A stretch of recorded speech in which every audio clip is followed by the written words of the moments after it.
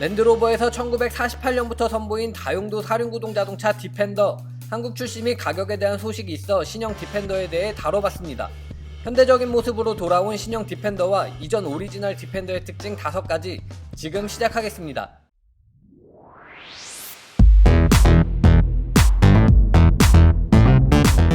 첫 번째, 디펜더의 역사. 디펜더는 처음부터 디펜더라는 이름으로 출시된 모델이 아닙니다. 그 첫 시작은 1948년 로버 컴퍼니의 오프로드 자동차라는 의미로 현재 브랜드 랜드로버가 아닌 모델명 랜드로버로 출시했습니다. 이 시간 랜드로버 단일 모델로 운영이 되었으며 추후 시리즈 1, 2, 3로 구분이 됩니다. 그러다 83, 84년에 휠베이스 길이에 따라 3도어 모델은 90, 5도어 모델은 110으로 네이밍을 시작하였으며 최종적으로 디펜더라는 이름은 1989년 같은 회사의 디스커버리 모델이 출시된 이후 1990년부터 사용을 시작하게 되었습니다. 첫 등장에 비해서는 비교적 현대에 와서 정리된 모델명을 갖게 됐으며 이 책에는 새롭게 등장한 2세대 모델에도 똑같이 적용되었습니다. TMI로 랜드로버가 브랜드가 된 시점은 레인지로버가 등장한 1970년부터라고 합니다. 아무튼 이름부터가 원래 랜드로버였기 때문에 디펜더는 랜드로버의 근간을 이루는 핵심 모델이라고 할 수 있겠습니다. 원래 농업 및 공업용을 목적으로 출시되었으며 추후 단순하고 뛰어난 내구성을 바탕으로 군용 모델로도 활용되었습니다. 두 번째, 디펜더가 단종된 이유. 오랜 시간 신뢰를 쌓아온 튼튼한 차체와 비교적 단순한 구조 덕분에 뛰어난 정비성을 자랑했던 디펜더. 장점이었던 특징들이 시대에 발맞춰 진화하지 못했고 결국 2015년 단종을 맞이하게 됐습니다. 그 이유는 비슷한 맥락의 오프로드 모델들 G바겐이나 랭글러 등이 강화된 배기가스 및 안전규제에 대응하며 고급화를 진행한 반면 디펜더는 전자장비 개입이 없는 단순한 모델로 남아있고 싶어해 각종 규제에 적극적인 대처를 하지 않았습니다. 하다못해 에어백도 없었고 환경에 악영향을 미치는 매연도 마구 뿜어냈습니다. 따라서 국내를 비롯한 미국 시장에서 수입 금지 대상이 되었으며 국내의 경우 1세대 디펜더를 실물로 만나보기란 매우 어려운 일이 됐습니다. 유럽 시장 내부에서는 나름의 개선책으로 포드 엔진을 받아오기도 했지만 결국 유로6를 충족시키지 못하고 단종되었습니다. 세 번째, 신형 디펜더 디자인. 경쟁 모델들이 같은 디자인을 고수하며 조금씩 개선 작업을 거친 것과는 반대로 2세대 디펜더는 완전히 새로운 모습으로 디자인 변경을 진행했습니다. 이전 세대에 무심히 접어놓은 철판과 툭하고 붉어져 나온 오버펜더, 문짝 겉으로 달려있는 경첩, 두터운 타이어 월 등 마초적인 모습은 사라지고 한결 정돈되고 단정해졌으며 스마트해진 인상을 전해줍니다. 그리고 그럴 것이 2세대 디펜더는 뼈대부터 새로워졌습니다. 새로운 플랫폼인 D7X 아키텍처가 적용되었으며 이는 경량 알루미늄 모노코크 바디로 기존의 프레임 방식보다 3배나 높은 강성을 자랑한다고 합니다. 뼈다구부터 새로워졌으니 귀여워진 얼굴을 비롯해 차체 디자인도 완전히 매끈해졌습니다. 오버펜더는 노골적인 모습보다는 한결 은은한 모습으로 다듬었으며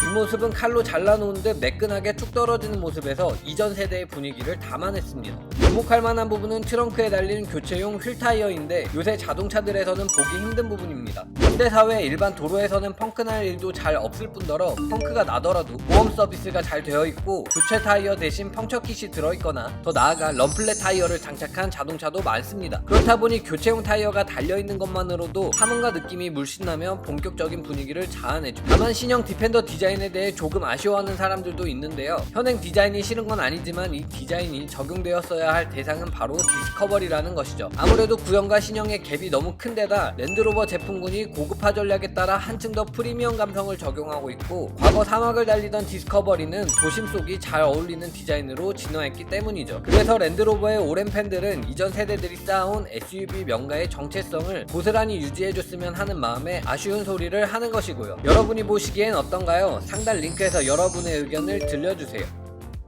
네 번째, 신형 디펜더의 라인업과 가격. 신형 디펜더의 엔진은 가솔린 2종, 디젤 2종으로 출시를 합니다. 우선 4기통 가솔린 엔진 라인업인 P300, 6기통 가솔린 엔진을 얹은 P400이 있고요. 4기통 디젤 엔진을 탑재한 다른 두 모델은 출력에 따라 D200과 D240으로 구분됩니다. 여기서 국내에 판매될 엔진은 D240 모델이고요. 이 엔진은 최고 출력 240마력, 최대 토크 43.9kgm를 발휘합니다. 3도어와 5도어 공통 적용이고요. 각 모델별 트림에는 기본형 모델이 S, 옵션 추가 사양이 SE입니다. 따라서 90 S 모델이 7천만원 후반, SE 모델이 8천만원 중반대 가격을 형성하고요. 5도어 모델인 110은 S 모델이 8천 중반, SE 모델이 9천 중반에 출시될 예정이라고 합니다. 도어 개수와 트림을 고르셨다면 마지막으로 액세서리 팩만 고르면 되는데요. 도시명인 어반을 시작으로 각 용도에 따라 컨트리, 어드벤처, 익스플로러 팩으로 구성이 되었습니다. 각자의 취향에 맞게 선택이 가능하실 것 같네요. 다섯 번째, 신형 디펜더 8기통 모델도 출시. 랜드로버 북미 쪽 소식인데요. 신형 디펜더에 8기통 엔진을 탑재하고 올해 말쯤 화려한 복귀 모델을 가질 것으로 예상됩니다. 앞서 말씀드렸던 안전 및 환경 규제에 따라 미국 수입이 금지되었던 디펜더이지만 이제는 고성능 버전도 소개될 계획이라고 합니다. 탑재될 엔진은 포드사의 AJ 5.0L 슈퍼차지드 V형 8기통 엔진인데요. 이미 레인지로버 라인에서 사용 중인 엔진이라 자연스레 디펜더에서도 사용될 가능성이 높아 보입니다. 출력은 500마력 후반대를 뽑아내고 있지만 차량 특성에 맞게 디튠될 가능성도 있다고 합니다. 다만 이 엔진은 올해 말로 생산이 중단될 예정이어서 비축한 물량을 소진한 이후에는 BMW와 파트너십을 맺을 가능성이 높다고 합니다. M5를 비롯해 대형 라인업에 사용되는 4.4L 8기통 엔진이고요. 포드와는 달리 트윈터보 방식의 과급기를 장착했습니다. 이를 통해 초고급 깍두기로 군림 중인 G63 AMG를 목표로 한다는 계획입니다. 자, 여기까지 신형 디펜더에 관한 5가지 소식이었고요. 원래 5월 중 출시를 계획했던 디펜더인데 현재 코로나 사태로 인해 8월까지 출시가 미뤄진 상황이라고 합니다. 하루빨리 코로나 사태가 진정되고 사회 전반 모든 업계가 정상화되길 기도합니다. 오늘 영상 여기까지입니다. 시청 감사하고 다음 영상에서 뵙겠습니다.